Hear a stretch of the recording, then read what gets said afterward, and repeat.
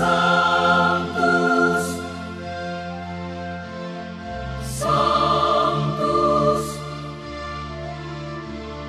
Sanctus Dominus Deus Sabaoth. Bapak, Ibu, dan saudara-saudariku yang terkasih dalam Tuhan kita Yesus Kristus, salam sejahtera untuk kita semua. Berkat Allah yang Maha Kuasa senantiasa menyertai kita. Hari Minggu tanggal 4 Desember tahun 2022 adalah hari Minggu Advent kedua. Marilah kita mendengarkan dan merenungkan bacaan-bacaan kitab suci. Bacaan pertama dari kitab Yesaya pasal 11 ayat 1 sampai 10. Suatu tunas akan keluar dari tunggul Isai, dan taruk yang akan tumbuh dari pangkalnya akan berbuah. Roh Tuhan akan ada padanya, roh hikmat dan pengertian, roh nasihat dan keperkasaan, roh pengenalan dan takut akan Tuhan. Ya, kesenangannya ialah takut akan Tuhan.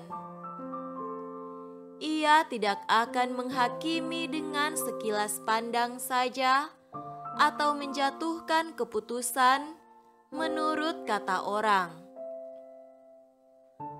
Tetapi ia akan menghakimi orang-orang lemah dengan keadilan dan akan menjatuhkan keputusan terhadap orang-orang yang tertindas di negeri dengan kejujuran. Ia akan menghajar bumi dengan perkataannya seperti dengan tongkat, dan dengan nafas mulutnya ia akan membunuh orang fasik.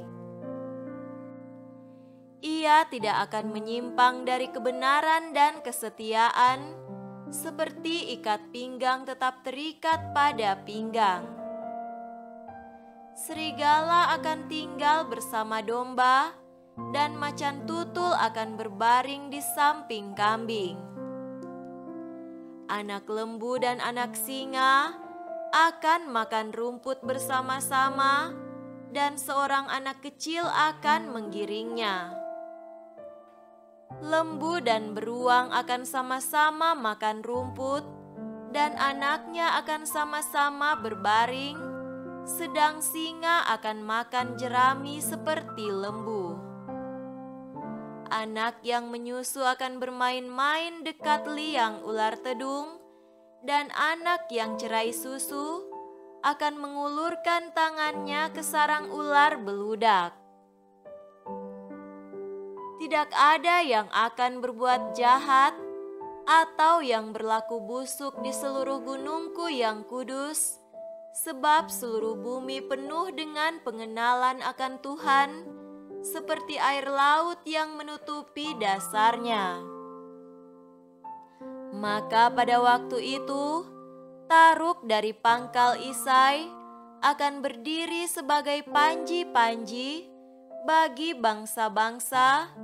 Dia akan dicari oleh suku-suku bangsa, dan tempat kediamannya akan menjadi mulia.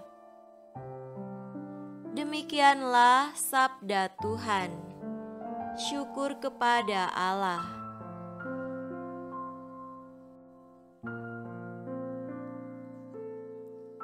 Bacaan kedua dari surat Rasul Paulus kepada jemaat di Roma, pasal 15 ayat 4 sampai 9.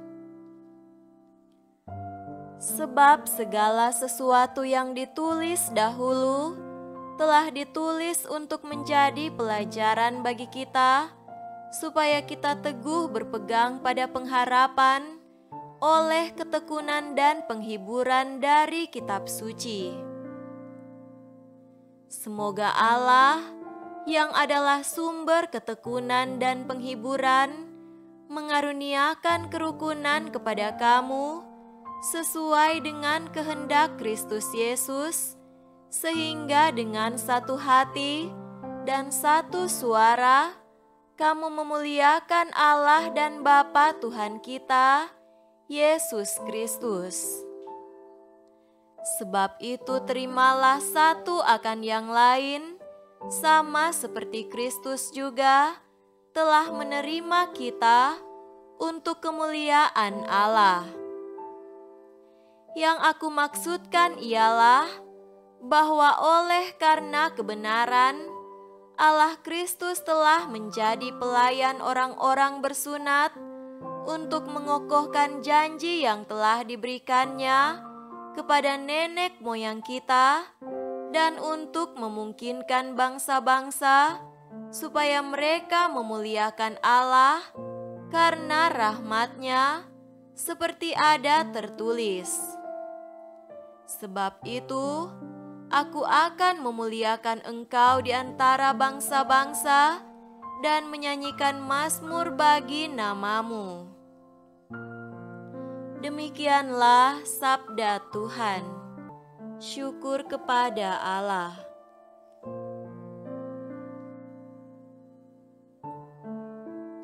Semoga Tuhan beserta kita sekarang dan selama-lamanya.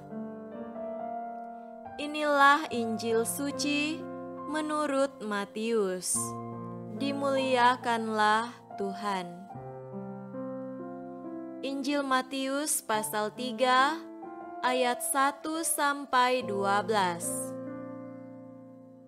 Pada waktu itu, tampillah Yohanes Pembaptis di padang gurun Yudea dan memberitakan, "Bertobatlah, sebab kerajaan sorga sudah dekat." Sesungguhnya, dialah yang dimaksudkan Nabi Yesaya ketika ia berkata, "Ada suara orang yang berseru-seru di padang gurun, persiapkanlah jalan untuk Tuhan, luruskanlah jalan baginya." Yohanes memakai jubah bulu unta dan ikat pinggang kulit, dan makanannya belalang dan madu hutan. Maka datanglah kepadanya penduduk dari Yerusalem, dari seluruh Yudea, dan dari seluruh daerah sekitar Yordan. Lalu sambil mengaku dosanya, mereka dibaptis oleh Yohanes di sungai Yordan.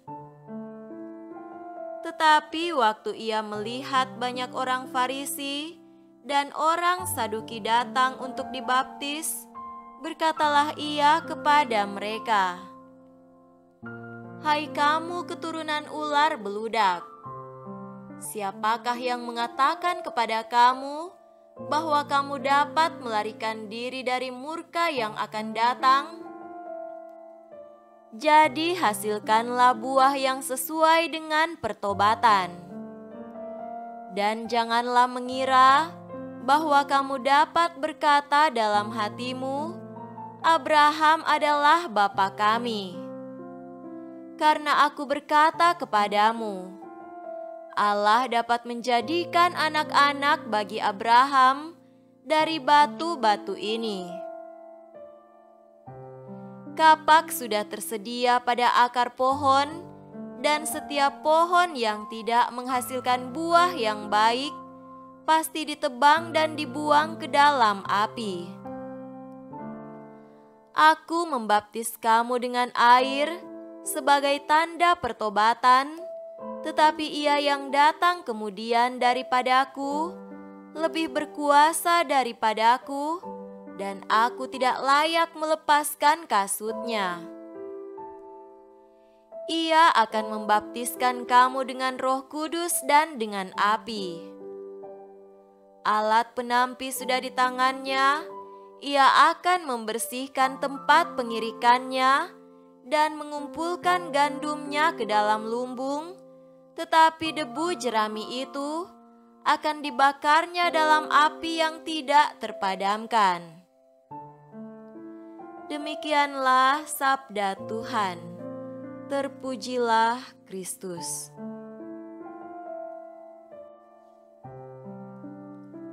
Saudara-saudariku yang terkasih dalam Tuhan kita Yesus Kristus, tema renungan kita pada hari ini adalah pertobatan dan pembaharuan diri. Tema bacaan kitab suci hari Minggu Advent kedua ini adalah pertobatan dan pembaruan diri untuk mencapai keselamatan. Yohanes Pembaptis dalam Injil Matius menyerukan warta pertobatan sebab kerajaan sorga sudah dekat. Untuk itulah mengapa Yohanes berseru, "Persiapkanlah, ada suara orang yang berseru di padang gurun, persiapkanlah jalan untuk Tuhan, luruskanlah jalan baginya." Menanggapi seruan ini, banyak orang datang dari Yerusalem dan seluruh dunia, mengakukan dosanya dan dibaptis oleh Yohanes Pembaptis di Sungai Yordan. Lain lagi dengan orang-orang Farisi dan ahli-ahli Taurat. Mereka juga datang untuk dibaptis, tetapi hati mereka tidak terbuka untuk suatu pertobatan. Karena itu Yohanes Pembaptis berkata, "Hai kamu keturunan ular beludak, siapakah yang mengatakan kepada kamu bahwa kamu dapat lolos dari murka yang akan datang?" Kepada mereka, Yohanes Pembaptis memberikan nasihat supaya menghasilkan buah yang sesuai dengan pertobatan. Jika tidak, kapak sudah tersedia pada akar pohon, dan setiap pohon yang tidak menghasilkan buah yang baik pasti ditebang dan dibuang ke dalam api. Bagaimana mempersiapkan diri untuk pertobatan? Dalam surat kepada jemaat di Roma, Paulus memberikan beberapa patokan penting bagi mereka supaya pantas untuk memperoleh keselamatan. Pertama, agar mereka menghormati kitab suci sebagai suatu pelajaran penting bagi mereka, dan mereka harus teguh berpegang pada pengharapan berkat ketekunan dan penghiburan dari firman Allah itu. Kedua, agar mereka dengan satu hati dan satu suara memuliakan Allah. Ketiga, supaya jemaat menerima anggotanya satu sama lain. Paulus berkata, "Terimalah satu akan yang lain, sama seperti Kristus juga telah menerima kita untuk kemuliaan Allah." Saudaraku terkasih, bacaan pertama hari ini memberi kepada kita arah bahwa kita menanti Sang Juru Selamat. Nabi Yesaya menyebutkan bahwa sebuah tunas akan keluar dari tunggul Isai dan taruk akan tumbuh dari pangkalnya, akan berbuah. Roh Tuhan ada padanya, roh hikmat dan pengertian, roh nasihat dan keperkasaan, roh pengenalan dan takut akan Tuhan. Yesaya berbicara tentang kedatangan Kristus yang membawa keselamatan di muka bumi ini. Itulah penggambaran Yesaya tentang keselamatan yang kita nantikan. Di sana tidak ada yang berbuat jahat, yang berlaku busuk di seluruh gunung Tuhan yang kudus, sebab seluruh bumi penuh dengan pengenalan akan Allah. Itulah keselamatan yang dibawa oleh Yesus Kristus, sebagaimana diwartakan oleh Nabi Yesaya. Itulah yang kita persiapkan pada masa Advent ini. Semoga demikian.